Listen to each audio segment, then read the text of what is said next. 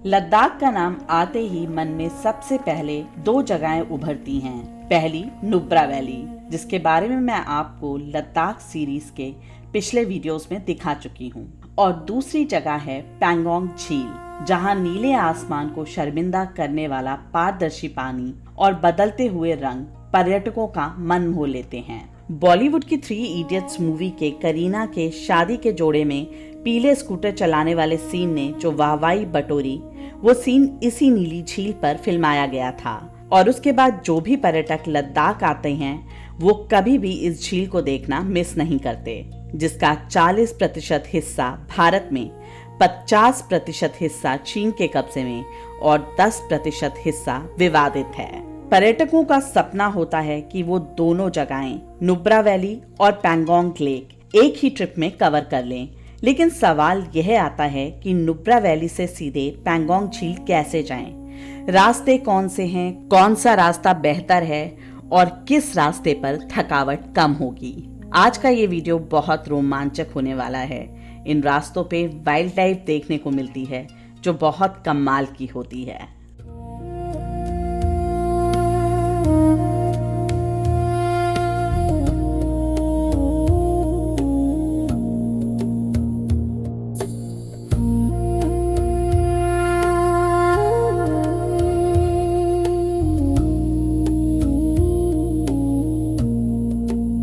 नमस्कार दोस्तों, मैं मानवी आप सभी का स्वागत करती हूँ झूमते वॉन्डरर्स में। आशा करती हूँ आप सभी लोग अच्छे होंगे।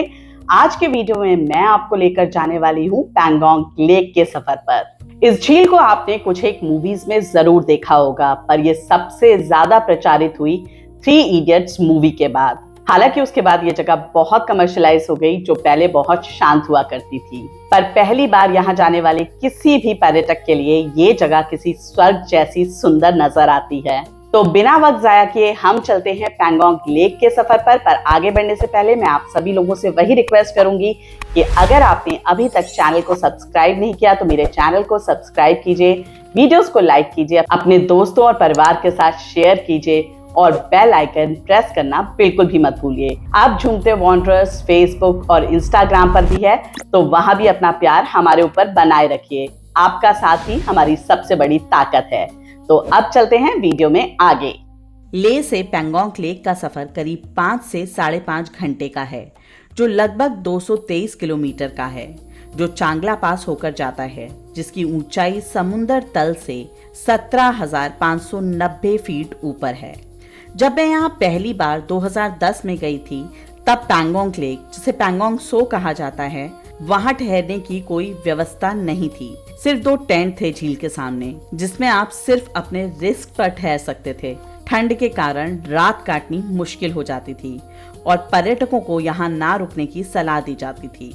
तो एकदम सुबह सुबह 6 से 7 बजे तक पैंगोंग के लिए निकलना पड़ता था, जिससे शाम को 7-8 बजे तक पैंगोंग लेक घूमकर हम वापस आ सकें। और उस वक्त रास्ता भी कोई खास अच्छा नहीं था। ये वो समय था जब मैंने लद्दाख बाइक से कवर किया था और उस रोमांचक सफर का अनुभव ही कुछ और था। रास्ते में कई जगह मैमथ्स और हिमालयन गोट्स भी स्पॉट होते थे और हम जैसे बेवकूफ टूरिस्ट उन्हें वो बकवास खाना खिलाते थे जो हम इंसानों के लिए भी बुरा ही था। वो समय सोशल मीडिया इतना एक्टिव नहीं था, तो सही और गलत की क्लैरिटी बहुत मुश्किल थी। जानवर खाने के लालच में पास आता और उसके पास जाके फोटो खिंचाने के लालच में हम उसे बिस्किट्स, ब्रेड्स, चिप्स, पता नहीं क्या क्या खिलाते, जो कि बिल्कुल सही नहीं था। पहले बहुत ही कम पर्यटक यहाँ की यात्रा करते थे, तो जंगली जानवर बहुत आसानी से स्पॉट हो जाते थे। पर अब जिस तरह इन सड़कों पर गाड़ियां बढ़ गई हैं, यदि आपकी किस्मत बहुत अच्छी होती है तो ही शायद आपको कोई जानवर स्पॉट हो जाए, वरना आपको रास्ते की खूबसूरती का आनंद उठाते हुए ही आगे बढ़ना होगा। और यदि कोई जानवर मिल भी जाए तो प्लीज आप वो बेवकूफ़ी मत कीजिएगा जो मैंने 2010 में की थी। इसका वाइल्ड लाइफ पर बहुत बुरा प्रभाव पड़ता है। 2010 तक यदि आपको नुब्रा वैली और पैंगोंग सो दोनों जगह की यात्रा करनी होती थी तो कोई कनेक्टिंग रोड नहीं थी। एक दिन पैंगोंग सो जाना होता था, फिर वापस ले आना होता था और फिर ले से नुब्रा वैली के लिए जाना होता था। पर 2010 के बाद नुब्रा वैली से डायरेक्ट पैंगोंग सो के लिए रास्ता बनाया गया। जिसे हार्श क्लाइमेटिकल कंडीशंस की वजह से बनने में बहुत समय लगा। पर अब पर्यटकों के लिए ये एक अच्छी बात हुई है कि आप नुब्रा वैली से डायरेक्ट पैंगोंग लेक जा सकते हैं या पैंगोंग लेक से डायरेक्ट नुब्रा वैली आ सकते हैं। इन दोनों जगहों को विजिट करने के लिए आपको बार बार लेह जाने की जरूरत नहीं है और अब पैंगोंग लेक के आसपास भी आपको रहने की बहुत सी सुविधाएं मिल जाएंगी, जहां आपको कठिनता से रात गुजारनी नहीं पड़ेगी। लद्दाख सीरीज के लास्ट वीडियो में हमने श्योक वॉर मेमोरियल कवर किया था, जो नुब्रा वैली से थोड़ा सा ही आगे है और बस इसी रास्ते से दुर्बुक काटते हुए हम पहुंचते हैं पैंगोंग लेक, जहां पहुंचने में हमें लगभग 5 से 6 घंटे का समय लगता है। पैंगोंग सो नुब्रा वैली से लगभग 274 किलोमीटर की दूरी पर है। सड़कें कहीं कहीं पर अच्छी हैं और कहीं ऑफ रोड जैसी हैं। इस सड़क पर कम ट्रैफिक, रोमांचक सफर और नदी के किनारे किनारे चलने का अनोखा अनुभव होता है। श्योक नदी की लहरें और पहाड़ों के बीच बसा साफ पानी एकदम फिल्मी दृश्य जैसा लगता है। कभी नदी सड़क के बेहद पास बहती दिखती है तो कभी दूर दूर तक उसका शोर सुनाई देता है। रास्ते में कुछ लद्दाखी गांव मिलते हैं, जहां मुस्कुराकर लोग आपका स्वागत करते हैं। रास्ते में रंग बिरंगे प्रेयर फ्लैग्स और बौद्ध मठ यात्रा को और भी पवित्र बना देते हैं। कुछ जगह सड़क इतनी संकरी होती है कि रोमांच का मजा कई गुना बढ़ जाता है। कच्चे पक्के रास्ते, कहीं तंग सड़क, कहीं अचानक पत्थरों से भरा रास्ता, ये सब एडवेंचर पसंद यात्रियों के लिए बेहद खास है। सिर्फ BSNL और जियो का नेटवर्क कुछ जगहों पर काम करता है, वो भी पोस्ट पेड कनेक्शन। बाकी सारे सिम्स सिग्नल नहीं पकड़ पाते। यहाँ दिन में धूप और रात में हड्डियां गलाने वाली तेज ठंड पड़ती है, तो गर्म कपड़े जरूर रखें। यदि आप लेह से पैंगोंग सो की यात्रा कर रहे हैं तो लेह में ही अपना फ्यूल टैंक फिल करा लें, और यदि नुब्रा वैली से कर रहे हैं तो फ्यूल टैंक आपका नुब्रा वैली से फिल होना चाहिए। बाइकर्स के लिए एक ये प्रिविलेज है कि उनके पास जेरी कैंस होते हैं, वो अपने जेरी कैंस कैरी करके चल सकते हैं। पैंगोंग सो में पेट्रोल पंप आपको कहीं नहीं मिलेगा। रास्ते में एक आधा 2 जगह पर ही आपको छोटे छोटे ढाबे और कैफे मिलेंगे, लेकिन खाना बहुत साधारण होगा। मैगी, थुपका, चाय, कॉफी, इसके अलावा आपको ज्यादा खाने की वैरायटी नहीं मिलेगी। रास्ता बहुत ही खूबसूरत है।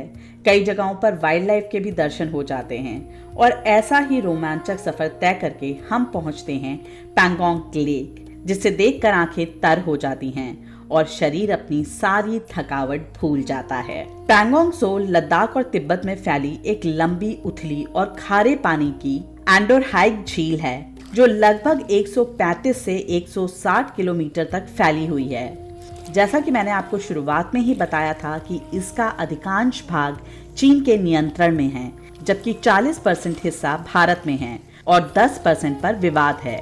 भूवैज्ञानिक रूप से यह झील भारतीय और यूरेशियन टेक्टोनिक प्लेटों के टकराव से बनी है। गाइस, जैसा कि आप मेरे पीछे का ये नज़ारा देख रहे हैं, ये पैंगोंग लेक है। ये लेक इंडिया से शुरू होकर चाइना जाती है। यही वो एरिया है जहाँ पे चाइना ने कब्जा करने की कोशिश की थी। पर्टिकुलर ये एरिया नहीं है, थोड़ा सा आगे जाके है, और जहाँ पे हमारे आर्मी ने उनको अच्छी तरीके से खदेड़ा था।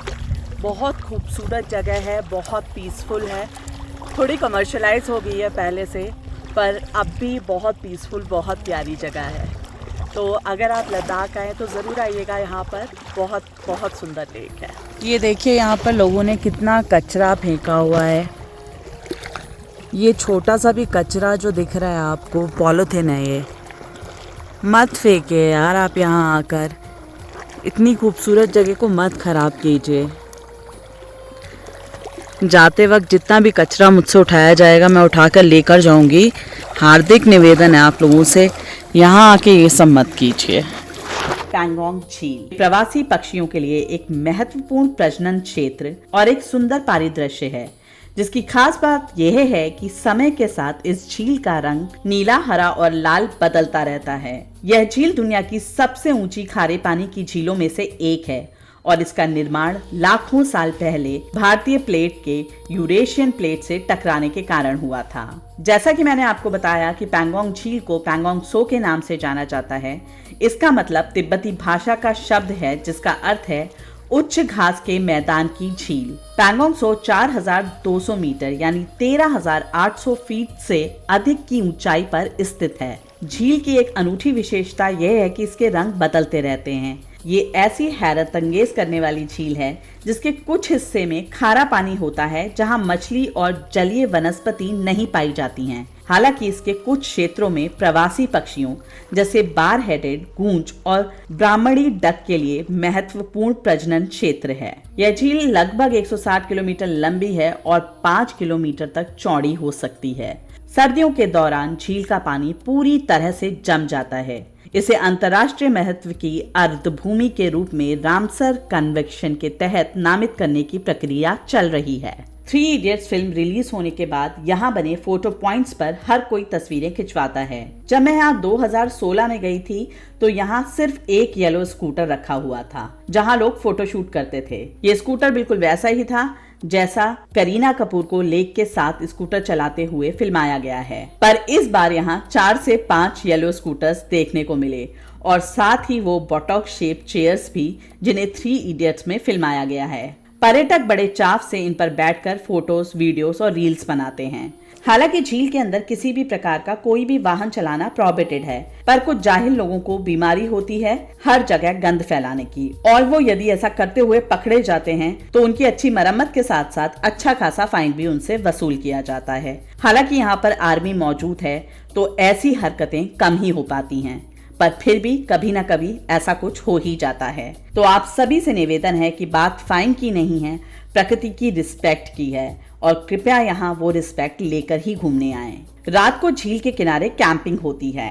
कैंप में बैठकर तारों भरा आसमान देखना जीवन भर का अनुभव होता है। साफ आसमान में तारों की दूधिया नदी, जिसे हम मिल्की वे कहते हैं, झील के पानी में झिलमिलाती है।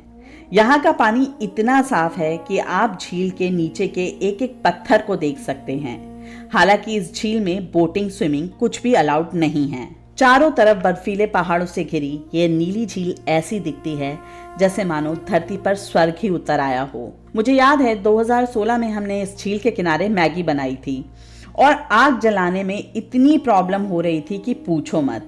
यहाँ हवाएं इतनी तेज चलती हैं कि कुछ टिकता ही नहीं है, ना चूल्हा, ना बर्तन, और ना बर्तन पर आग की लौहें ही टिक पाती हैं। पैंगोंग झील एक प्रसिद्ध पर्यटक स्थल है जो अपनी प्राकृतिक सुंदरता के लिए जाना जाता है।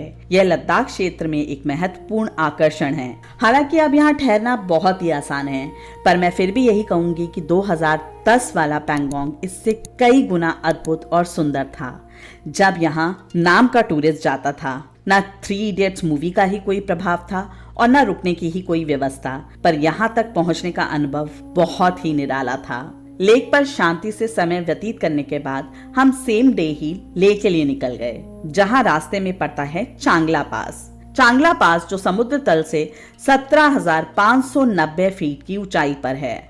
बर्फ से ढका शानदार नजारा और सैनिकों की मेहमान नवाजी दिल छू लेती है।